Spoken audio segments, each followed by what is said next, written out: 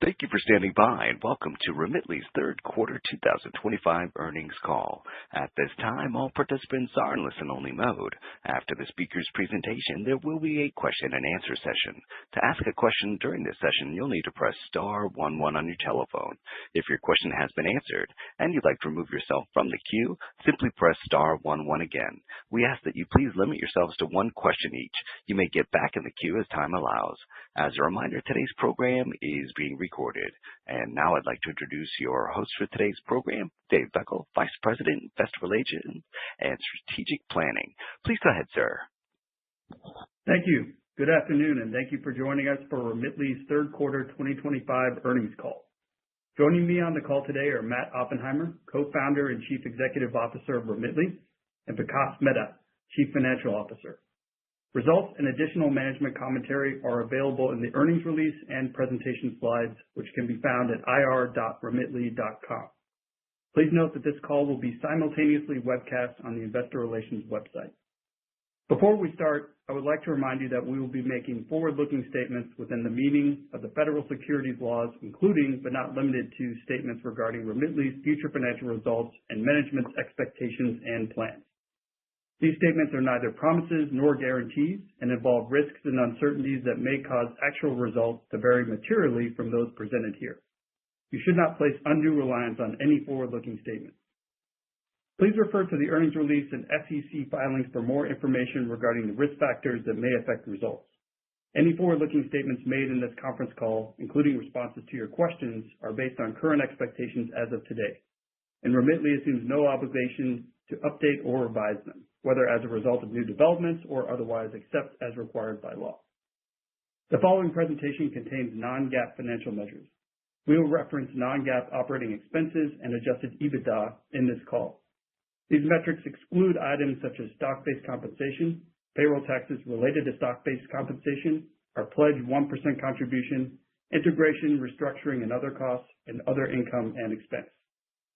For a reconciliation of non-GAAP financial measures to the most direct comparable GAAP metric, please see the earnings press release and the appendix to the earnings presentation, which are available on the IR section of our website. Now, I will turn the call over to Matt to begin. Thank you, Dave, and welcome to Remitly. Thank you to everyone joining us for our third quarter earnings call. In Q3, we exceeded our guide, reflecting momentum from last quarter and the early benefits of our growth initiatives, further demonstrating the strength and durability of our business model.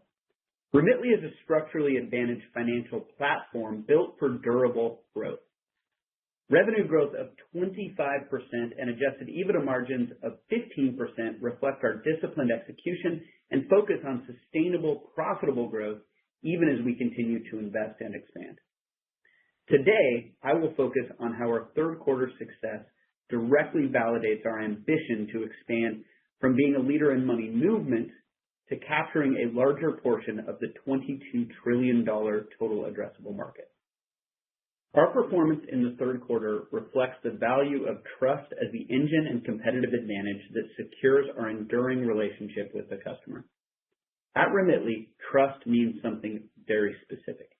It is about mastering the difficulty of delivering a seamless end-to-end experience at a fair customer-centric price with near-instant delivery and the protection provided by stringent risk management.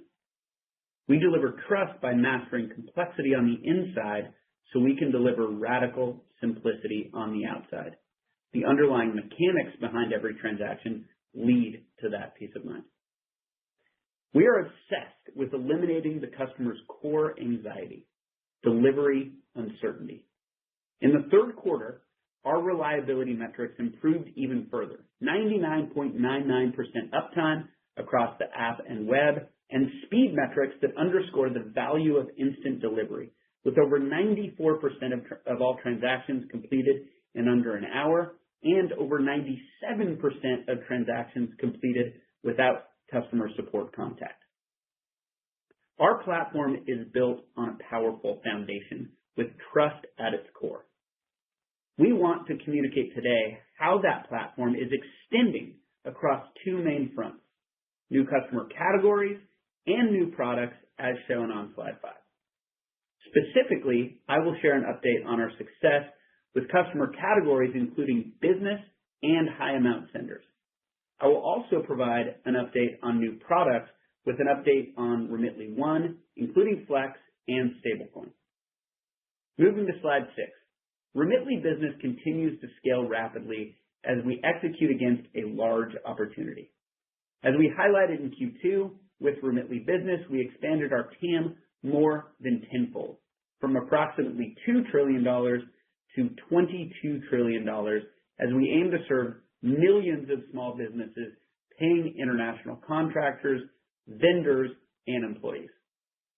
Following the successful launch in the U.S.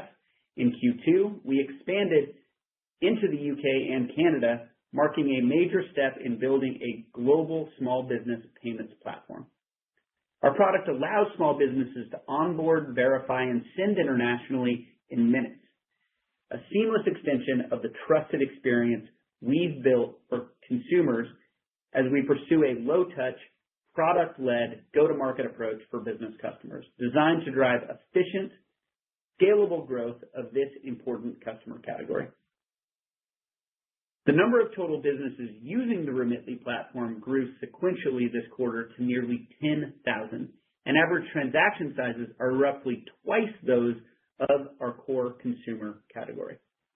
We've continued to strengthen our trust and KYB engine, resulting in higher approval rates and lower onboarding friction for businesses while keeping our platform secure and our customer experience world-class. As a direct result of these improvements, business send volume has nearly doubled on the platform sequentially. To show this, let me share Derek Jefferson's story, a Remitly user since 2019 who recently became a Remitly business user. Derek runs a small business, HTDB Comics, in the U.S., creating comic books that feature a superhero who protects the vulnerable. Derek leverages 3 consultants in Nigeria who help him storyboard and illustrate the comic. Derek loves Remitly because our custom business experience makes it, quote, super easy, end quote, to pay the team in Nigeria. Derek has already sent thousands of dollars across dozens of transactions in 2025. Looking ahead, we are seeing exciting customer adoption, and we remain confident that Remitly Business will be a contributor to sustainable revenue growth, margin expansion, and long-term shareholder value as it expands our reach from individuals to the millions of entrepreneurs and small companies powering the global economy. Now on to high amount senders on slide 7. Remitly's global payments platform has ably served both small and large transactions for years, but we have put additional focus on this growing category given our unique ability to serve these customers with a fast and affordable product. Throughout Q3, we continued to expand send limits on our platform for certain U.S. customers, now unlocking up to $100,000 per transfer. This targeted expansion enables a larger portion of our customer base to move more significant amounts seamlessly while maintaining our high standards for compliance and security. To accelerate awareness and adoption, we launched marketing campaigns in key high-volume send countries and in-app notifications targeted to high-amount senders. We also made deliberate strategic investments in pricing to attract and retain customers sending over $1,000 per transfer within specific corridors like the U.S. and Canada to India. These transactions led to over 40% year-over-year send volume growth for customers sending more than $1,000, an increase in mix from these customers of more than 200 basis points year-over-year. As we continue to remove friction, increase transparency, and deliver best-in-class service for high-amount senders, we are positioning Remitly to become the most trusted global payments platform for high-value cross-border money movement, unlocking a massive, under-penetrated opportunity that will continue to contribute to our growth. Now shifting from new customer categories to new products. I'll start with an update on Remitly One on slide 8. Remitly One represents the next chapter in our product evolution from a transactional to a more long-term financial relationship. At our Reimagine event in September, we introduced Remitly One as a bold new way for the millions of people who live their financial lives across borders to move, manage, and grow money in one trusted platform. Flex is our flexible funding solution that lets customers send now, pay later, addressing a key customer pain point, timing mismatches between earnings and transfer needs, especially for those that are credit invisible.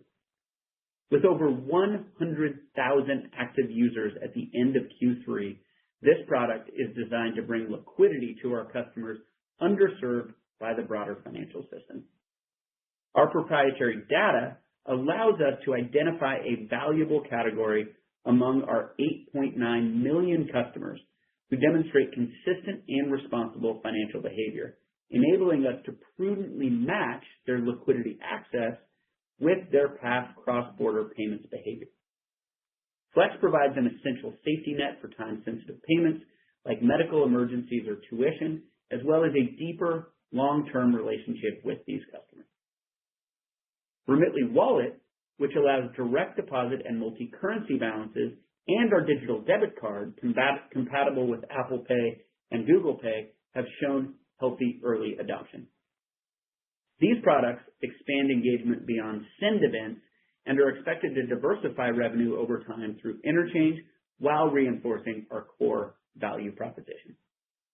We continue to leverage stablecoins to enable growth in cross-border finance, seeing potential in three main areas: FX treasury and cash management, improved disbursement rails, and digital wallet features as shown on slide 9. Within our treasury operations, we've tokenized portions of our US dollar liquidity to move funds across markets in near real time.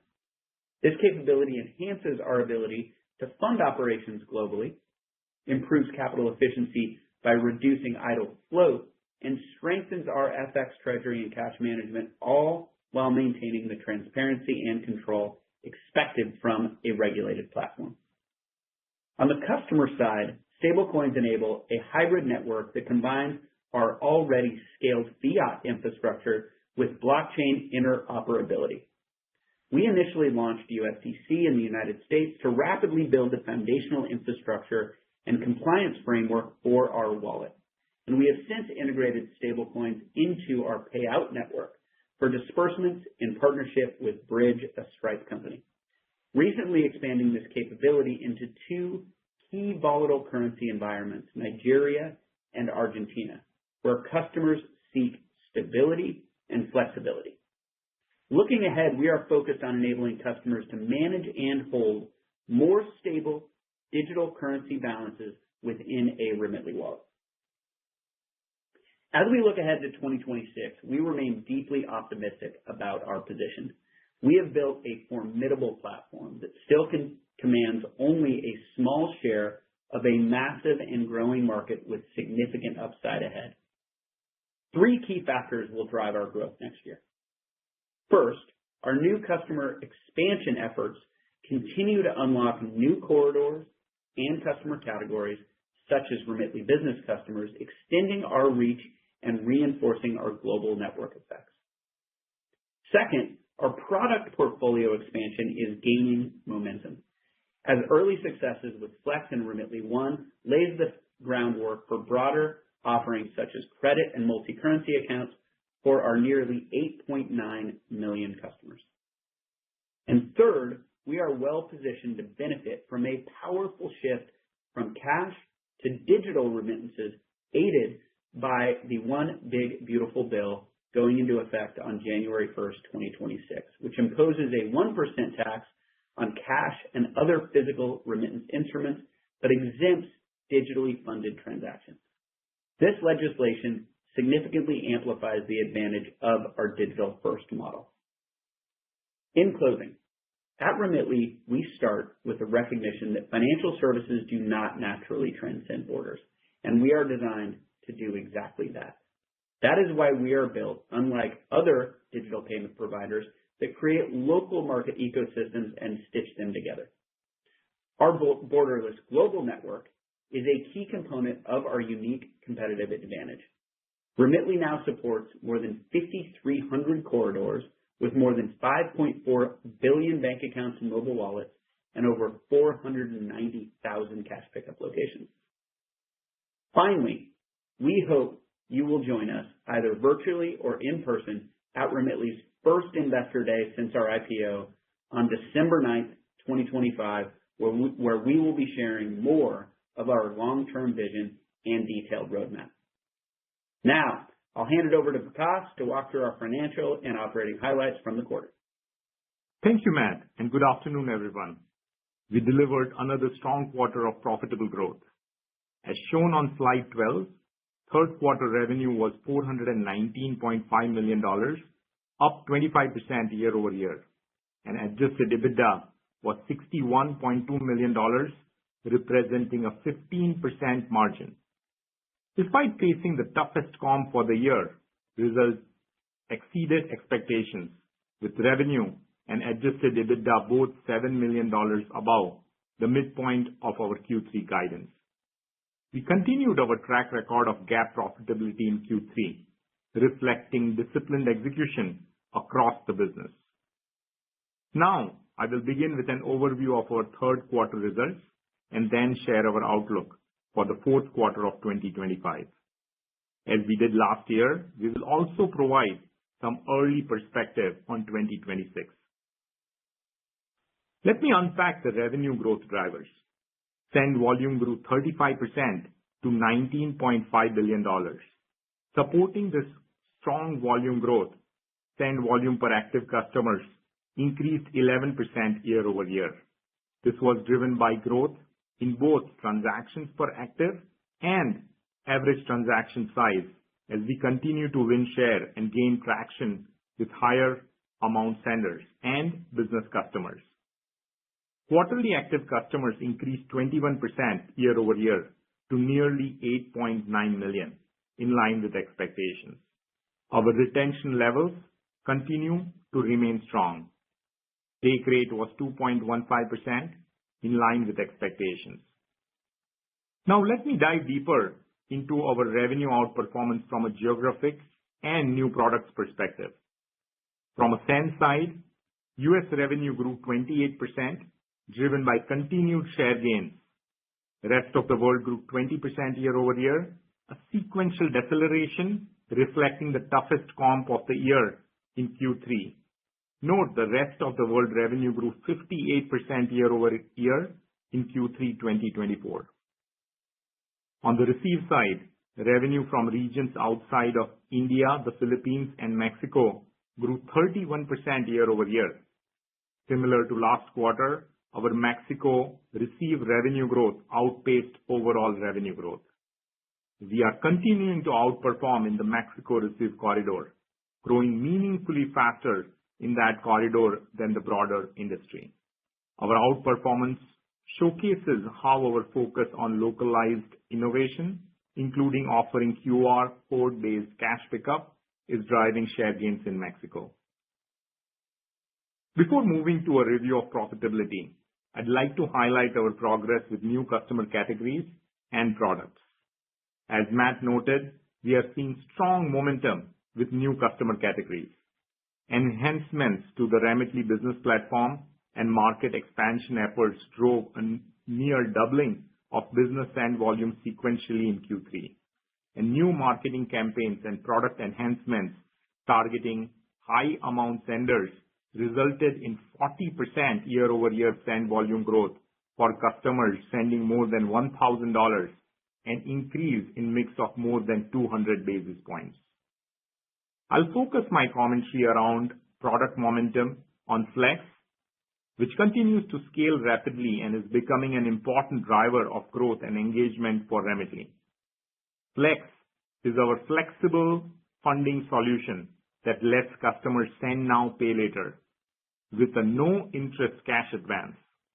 Remitly One members get access to funds, multiple withdrawals, and repayment on their own schedule over 90 days. As Matt highlighted, we have over 100,000 active Flex users at the end of Q3. Flex revenue has also nearly doubled sequentially in Q3, supported by three monetization levers: instant funding fees from non-members, membership revenue, and cross-border payment revenue as funds are exclusively used to send money. Early results show that Flex users transact more frequently, reinforcing its role in deepening customer relationships.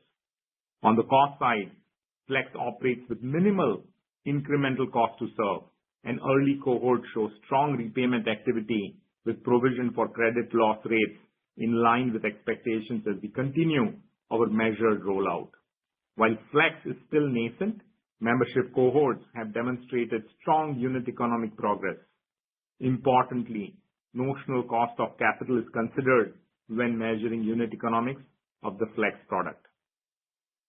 Flex is designed to be capital efficient with high transaction volumes and minimal balance sheet exposure. Flex is offered primarily to existing customers with established cross-border payment history, giving us access to rich first-party data and control over customer receivables balance. As a result, nearly 90% of our $20.8 million of outstanding receivables are current, which allows us to recycle capital efficiently. We expect loan balances growth to be measured, balancing a controlled and deliberate pace of expansion along with improving unit economics. As cohorts mature, we'll continue to scale Flex as a product that deepens customer engagement and expands our platform for future value-added services. Turning to our focus on driving profitable growth on slide 13. Transaction expenses this quarter were $146.7 million, and as a percentage of revenue were 35%. Excluding provision for transaction losses, other transaction expenses were $121.7 million, improving 38 basis points year-over-year as a percentage of revenue.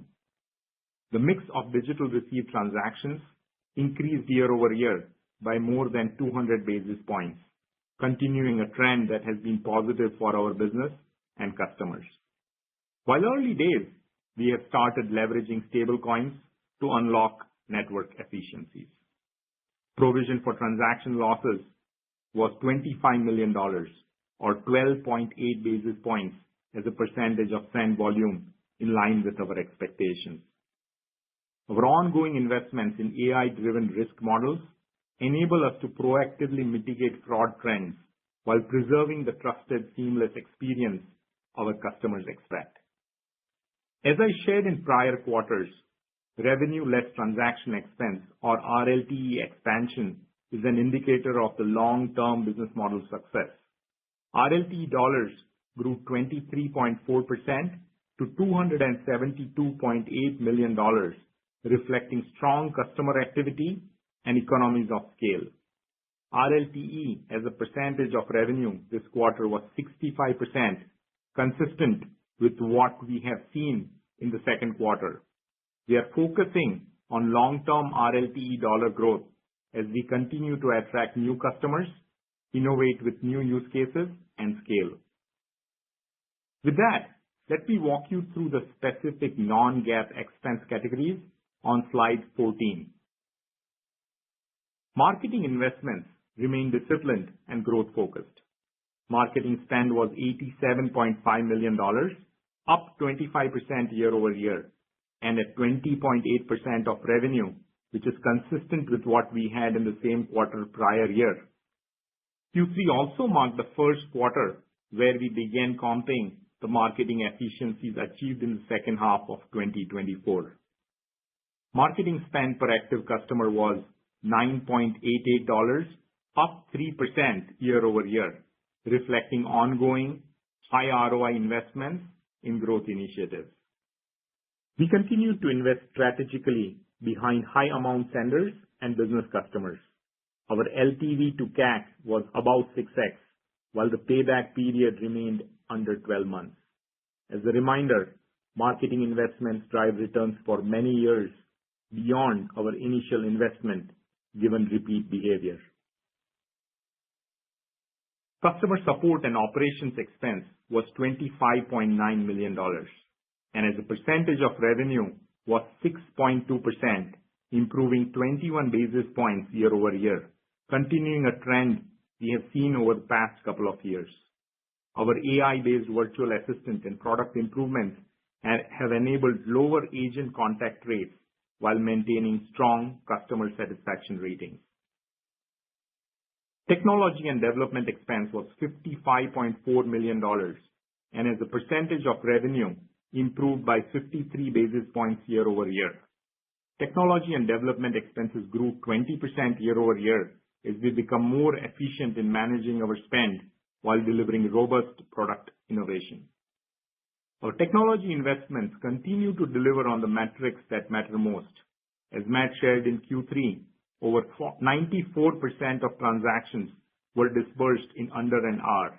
More than 97% were completed without customer support contact, and our platform delivered 99.99% uptime. These results demonstrate the reliability and trust we are earning as we scale globally. G&A expenses was $42.8 million, improving 35 basis points as a percentage of revenue year-over-year, reflecting continued leverage across the business. We are also investing in AI across the organization, from writing code to writing documents to reimagining our internal operations and processes. For investors, that means we are building a smarter, more agile Remitly, one that scales faster, serves customers better, and delivers long-term shareholder value. Overall, we continue to maintain rigorous discipline on hiring in non-headcount spend while investing in compliance, geographic expansion, and AI tools. Strong revenue growth combined with efficiency and discipline led to adjusted EBITDA of $61.2 million. Once again, we delivered a positive GAAP net income quarter with $8.8 million GAAP net income, a significant improvement compared to a $1.9 million net income in the third quarter of 2024. Stock-based compensation was $40 million, and as a percentage of revenue was at 9.5%, approximately 214 basis points lower than the third quarter of 2024. In Q3, we repurchased $11.9 million of shares under our $200 million authorization, reflecting our confidence in Remitly's future and our commitment to building lasting value for both customers and shareholders. With that, I will move on to our outlook shown on slide 15. For the fourth quarter of 2025, we expect revenue of $426 to $428 million, or 21% to 22% growth. The majority of our revenue in 2025 comes from prior year cohorts, giving us greater visibility into the durability of our revenue growth. The expected trend in our revenue growth drivers remain consistent with recent quarters. We anticipate send volume growth to exceed revenue growth and revenue growth to outpace quarterly active customer growth, driven by the continued momentum among business and high-amount senders. Send volume per active customer is expected to grow in the mid-single digits, supported by higher transaction frequency. For the full year, we expect revenue between $1.619 and $1.621 billion, reflecting a growth rate of 28%. Now, let us pivot to profitability and expense guidance. Starting with transaction expenses, we expect Q4 transaction expenses as a percentage of revenue to be slightly higher than Q3. As a reminder, in Q4 of 2024, we had significantly low transaction losses at 9 basis points as a percentage of send volume. For Q4, we expect transaction losses to remain consistent with Q3 2025. As always, these metrics may fluctuate quarter to quarter, and we remain disciplined in optimizing customer lifetime value while rigorously managing risk across our platform. Shifting to marketing, we expect marketing investments in Q4 will continue to deliver strong ROI. We'll make these investments while prioritizing efficiency. Recall, we began delivering the meaningful marketing per QAU efficiencies in the second half of 2024. So as we lap those improvements in the second half of 2025, we would expect marketing per QAU to grow by mid-single digits, especially as we support new product adoption. Putting this all together, we expect Q4 adjusted EBITDA to be between $50 and $52 million, translating to 12% margins. For the full year, we expect adjusted EBITDA to be between $234 and $236 million, representing an adjusted EBITDA margin of 15%. We expect to generate modest positive GAAP net income in the fourth quarter of 2025. As we plan to make growth-enhancing investments, improve adjusted EBITDA as well as manage dilution, net burn rate, and stock compensation expense effectively. Now, let me share some early thoughts on 2026. There are a few puts and takes to consider at this stage. As Matt highlighted, on the positive side, the federal remittance tax on cash transfers, continued product innovation, and early progress in new geographies should provide modest tailwind for the business. While these growth tailwinds are still in the early innings and will not be major contributors next year, they are laying strong foundation for future growth. At the same time, the recent immigration headwinds in key send countries such as the US and Canada could potentially weigh on new customer acquisition. Taking all these factors into account, we currently expect the revenue growth to be in the high teens range for 2026. This remains an initial view, and Q4 results will be important in shaping our formal guidance for next year. As always, we remain focused on balancing growth with disciplined execution under the same profitable growth framework that has guided us in the past. To summarize, in Q3, we delivered strong results across our key financial metrics, achieving 25% revenue growth and 15% adjusted EBITDA margins. We also delivered another quarter of GAAP profitability, underscoring the strength and scalability of our model. Looking ahead, we are excited to share more about our long-term business model, including the durability of our growth and margin profile at our first Investor Day in New York City on December 9.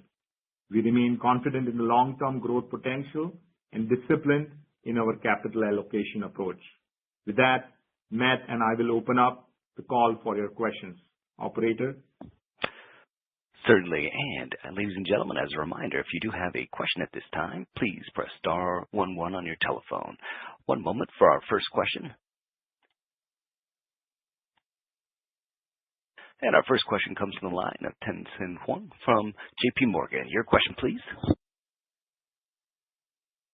Hi, great. Thanks so much for the update. Took a lot of notes here.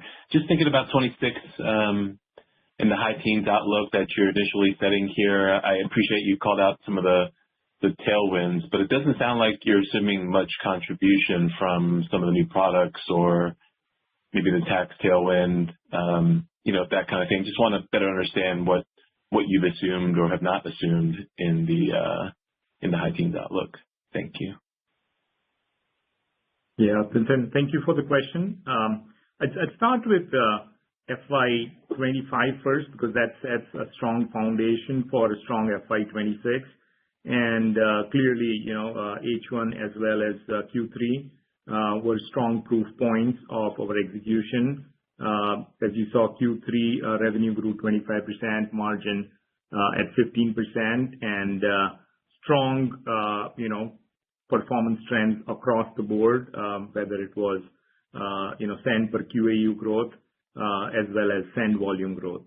As we look at FY26, we still have Q4 remaining, and that sets a strong foundation. But the early view that we have right now gives us, a lot of optimism. It starts with the strong foundation and the durability of remittance business in general. Beyond that, we believe that, remittance tax which will take shape starting 2026, will be a net benefit for us. Again, early days, and we'll see how that progresses. But behind the scenes, our marketing efforts, our execution is tailored to take share more and more from the physical to the digital space. Secondly, I would say the new products and customer categories, early days, but we are very excited about what we are seeing across the board, whether you look at the Remitly business momentum or you look at on the product side, from a Flex perspective. Overall, we want to be prudent and thoughtful, especially with the restrictive immigration stance we have seen, as well as just the broader macro uncertainties. And that's why sort of the early initial view we wanted to give you to just start, thinking ahead. Overall, we remain, very focused on balanced growth, profitability, and investments. And most importantly, we want to deliver, expanding margins as we go along. So overall, feel great about the setup for FY26. Great. And maybe I'll just follow up on that since you mentioned it. Just thinking about incremental margins in the next several quarters, given what you've learned so far from the launch of the new products and some of the initiatives. Again, I know it's early, but just the discipline and the safeguards that you have in place to guide you to some level of incremental margin. Any thoughts on that? Thank you. Yeah, I'd say that we remain, very balanced, as I said, with, just an overall approach where we want to, deploy capital very thoughtfully to drive growth, profitability, and at the same time investing in the future bets. And you've seen us execute in FY25 very, very thoughtfully, where we have invested in these big bets, but at the same time we have continued to leverage on the big expense categories and continue to drive margin expansion. So our approach, even going into FY26, will be similar, where we want to really drive, productivity gains. We want to drive efficiencies while we prioritize the important bets. Yeah, and overall, Tien-Tsin, the only other thing I'd add is when you just think about the overall both 26 and long-term potential of the business, I think that, the $22 trillion market share where we're less than 1%, huge opportunities there. And especially as we expand and go kind of up market, as we think about higher dollar senders, as we think about small businesses, we continue to win share as there's a shift that continues from cash-based remittance players to digital remittance players. And I think that'll be aided by the remittance tax in 2026. And then as we think about leverage on the bottom line and just increased velocity, I think that there's a lot of really reimagining what's possible at Remitly when it comes to leveraging tools like AI. So as we go into 26, very excited, and obviously we want to give an early view in terms of guidance, but when you think about the overall trajectory of the business, both on the top and bottom line, we're very optimistic and very excited about what's to come, and we're excited to talk more about that as well at our Investor Day in December. Yeah, no, looking forward to it. Thank you. Thank you. And our next question comes from the line of Gus Gala from Monness, Crespi, Hart & Company. Your question, please. Hey, guys. Thanks for taking my question. I want to go back to the incremental margin swing you're kind of pointing towards in 4Q. I get that a lot of it is the marketing per QAU coming up. Can you help us think of the magnitude of it coming from more top funnel spending versus maybe CPCs at bottom funnel coming up? And then is that kind of high single digit incremental margin? I'll ask it more point blank. Is that kind of the right bogey we should be thinking about in the first half 26, although growth we're thinking high teens? Thanks.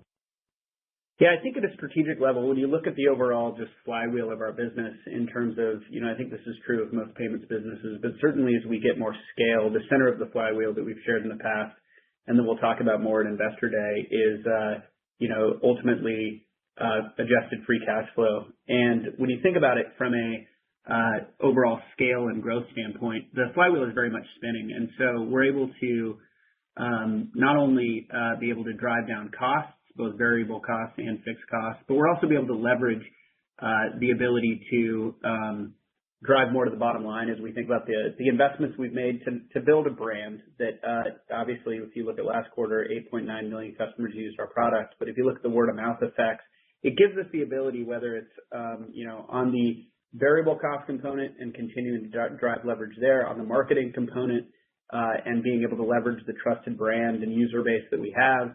And then obviously, as we think about just all of the investments that we're making to deliver both a fundamentally different way of completing international payments, as well as a fundamentally different way to provide cross-border financial services, we're just getting a lot of leverage as we are accomplishing that very exciting vision. So I'll let Vikas talk about more specifically how we think about expanding margins in 26. But the punchline from my standpoint is the flywheel is spinning with more scale. We generated a lot of cash this year. And as we head into next year, we have a lot of levers at our disposal to both grow on the top and bottom line. Yeah, and just to follow up, I would say that Q4, Gus, as you think about it from a revenue perspective, the trends will be consistent with what we have seen in prior quarters. And what that means is that, our send volume growth will continue to outpace revenue growth. If you look from a QAU perspective, especially as we mix shift into the high amount senders as well as business, every QAU will be driving a lot more from a send per QAU, which means that revenue growth will be greater than QAU growth. And again, we feel really great about our send per QAU trajectory. I'll just share a few stats of what we saw this quarter. For example, we saw a record send per QAU, right? Like really, really solid performance there. And this was backed by record, average transaction size growth, as well as, the highest average transaction size we have seen in 10 quarters. In addition to that, we have seen record transaction per active customer. So it's a lot of really good foundation there, and we continue in Q4 with a similar optimism. So the revenue trends continue to be similar. And as majority of our cohort revenue after first full year continues through. So we feel good that once we have a strong foundation, it just drives, continuous momentum. As you look at the expense side of the house, as Matt said, we'll continue to leverage technologies from AI to stablecoin to improve, call it G&A leverage as well as transaction expense improvements. And as we do that, we will be very thoughtful about a very important aspect, which is investment, which builds our, long-term shareholder value. So it'll just be a balance, as I said, and we remain very optimistic. Thank you. As a reminder, ladies and gentlemen, we ask that you please limit yourselves to one question. You may get back in the queue as time allows. Our next question comes from the line of Chris Kennedy from William Blair. Your question, please. Yeah, good afternoon. Thanks for taking the question. It seems like you've got a lot of opportunities. Can you just talk about how you balance, investment going into new send markets versus kind of some of the newer initiatives that you're working on? Yeah, thanks, Chris. Yeah, I'll take that one. I think that what I said a few quarters ago, which remains more true today than ever, is we're a growth company with no shortage of growth opportunities. And so I think that the good news is that we get more efficient at a variety of different growth areas, whether that is, continuing to launch and expand new markets, which we'll continue to do as we head into 2026, whether it's continuing to grow in our existing markets, of which there's very large opportunities there, whether it's continuing to grow in new segments or new customer categories like Remitly Business or high dollar senders. And then finally, when it comes to investing in new products to accomplish the vision around financial services that transcend borders. And what I'd say, Chris, is if you look over the last couple of years, we've invested in a much more extensible platform to do so. And so I mentioned something called a North Star architecture that our technology team put together a couple of years ago now. And then as we've been building and deploying code both in our existing core remittance business as well as new products, we've had company level goals where we have been basically driving endpoint compliance to the North Star architecture. So we've been able to deliver results for the business while making progress against this North Star architecture. And what that means is that across those areas I mentioned are, existing markets, new customer categories, and new products. It's just getting more efficient and more effective. And then you layer on AI as a tool, which the company is very much embracing across all aspects. And it's not as much of a either or component. It's more about where do we strategically focus within those 4 areas, and there's growth opportunities across all 4. Thank you. And our next question comes from the line of David Scharf from Citizens Capital Markets. Your question, please. Hi, good afternoon. Thanks for taking my questions. Maybe just shifting to the new products, and specifically Flex, which it seems like has quite a bit of early momentum. Based on the number of users, what was about 100,000. I'm wondering, can you provide us with a sense for maybe at maturity, what the credit profile of this product is? I think you had mentioned 90% current, which I'm interpreting as a 10%, maybe 30 plus day delinquency rate early on. As the portfolio seasons, that's going to come down. But I'm trying to get a sense relative to maybe other short-term buy now, pay later products with sort of a 1 to 3% delinquency rate. Just how we ought to assess ultimately, what the kind of risk-adjusted returns are of this product. Thank you, David. Let me start, and Matt can add to that. So I'll share the same excitement you did in terms of just overall momentum of the business, 100,000 plus active users, revenue almost doubling sequentially, as well as just the minimal incremental cost that this business needs from just getting to that next stage. So really great diversification opportunity for us as a company, and we are very excited about it. I'll just clarify a couple of things that helps you think better with regards to the aging as well as the balances. So the first thing I'd say is that the way the program works is send now, pay later, and there is a particular duration, whether for membership or for the non-membership. And based on what we have seen from the cohorts, we are very pleased with the cohort aging of receivables, and that we have 90% current balance for members and non-members compared. And what we are particularly happy is that there is negligible balance that remains over 90 days past due, and that the charge-offs have been immaterial since the program's inception. So the way it works is slightly different than what you were narrating, and the charge-off is, call it, beyond 120 days, and the repayments that we have seen in that 0 to 30, 30 to 60, 60 to 90 have been very promising. And this details are available in 10Q, so you can look into more detail there. Yeah, the only thing I'd add, David, is I think when you look at the overall Flex product, it's our flexible funding solution. Obviously, it's send now, pay later. And Remitly One members get access to funds like multiple withdrawals, repayment on their own terms and schedule. And it's adjacent to our core cross-border payments business. And you were right to call out that, we now look at more than 100,000 active users as of September 30th.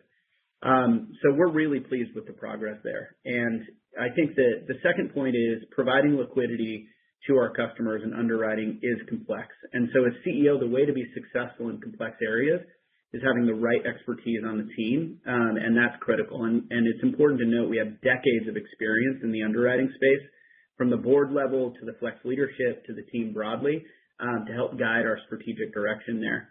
And we can leverage a lot of proprietary data from 8.9 million customers to where we're uniquely positioned to bridge the underwriting variance between customers that move to a new country and just don't have credit history, but may have very high credit worthiness. And so we're excited about the traction there. I think We'll go into more depth at Investor Day in December on this point. I would not impute the 10% that you mentioned to 10% losses. And I'd also keep in mind that given the expertise that we have, given how it's adjacent to our payments business, we can very much throttle who we let into that, and we can be very selective in terms of making sure that we're offering that to creditworthy customers. And so a lot of levers at our disposal there, a lot of expertise. We'll go into more detail on Investor Day, but really excited about having 100,000 active users and really excited about the unit economics and overall creditworthiness that we're seeing of our customer base. Thank you. And our next question comes from the line of Zoe Deng from KeyBanc Capital Markets. Your question, please. Hi, this is Zoe for Alex. Thank you for taking my question. And could you talk a little bit about the economics of Remitly business and how they compare to the high dollar senders as an example? Thank you. Great. Okay. I think the question was related to Remitly business and how that compares to high dollar senders. And so I'm happy to go into that. I think that, the interesting thing that I've mentioned, but just to reinforce, is the fact that our product is very much extensible. So we started the business serving kind of lower income, lower average transaction size customers. And in order to do that, getting the unit economics, getting the variable cost down, getting the speed and reliability right is foundational.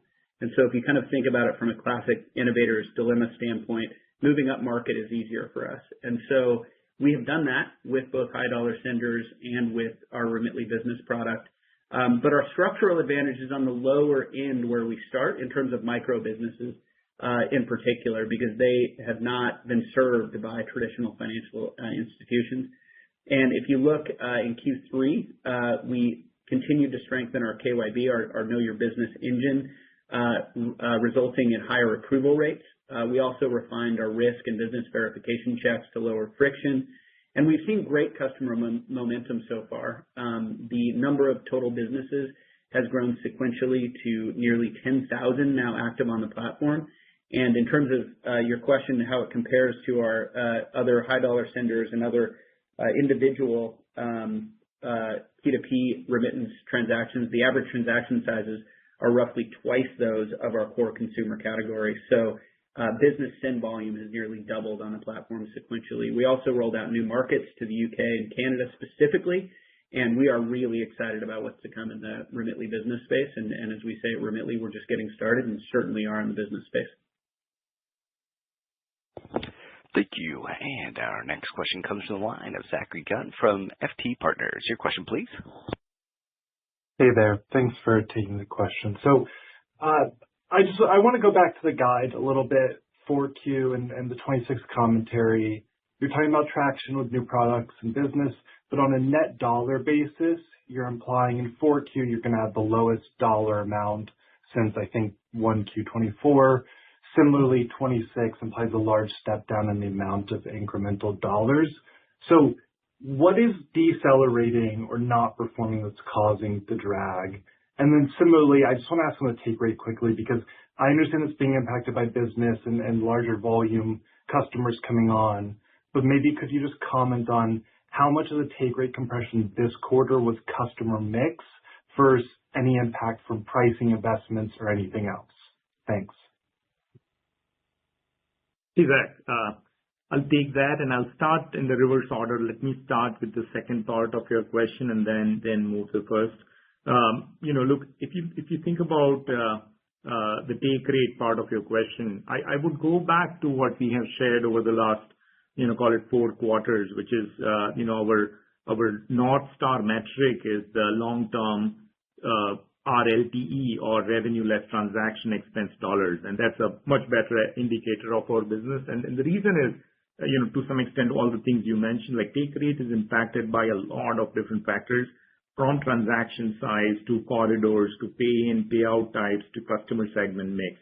And especially, as you may have seen, we have made a few important bets over here with Remitly business, with the high amount senders. And even as Matt was saying, the innovator's dilemma point, we have been able to be aggressive as we think about high amount senders. That's an area where, as we mentioned, we have been more experimental, where we have made price investments, and there's nothing we have to lose over there because it's a new market for us. So overall, we feel that long-term RLT dollars is a much better metric, and that's where, as you pointed, even though our gross take rate went down, our year-over-year RLT dollars grew over 23%. Moving to your other question with regards to Q4 and FY26, I'd say a couple of additional comments in addition to what we had shared earlier. The first one I'd say is that H2, and we've talked about it before also, in general, it is a much tougher comp. And if you look at Q3, Q4 last year, we had very strong revenue growth, and that is a tough comp to go against. So that's one reason. The second is if you look at EBITDA and the expense side of the guide for Q4, Q4 is an important quarter. This is where we'll be making important marketing investments and setting up for a strong FY26. Again, we'll be measured, we'll be disciplined, but hopefully that gives you some additional context. Thank you. This does conclude the question and answer session of today's program. I'd like to hand the program back to Matt Oppenheimer for any further remarks. Great. Thanks, everybody. And I'll just close with a couple comments. One, really looking forward to outlining our broader vision and telling you more about the progress in the business at our Investor Day in December. And then the second, as always, is that we always circle back to a customer story at the end. That's why we do what we do. And today I'll talk about a quote from Derek, who is fittingly a Remitly business customer. Derek shared with us that Remitly became his go-to app.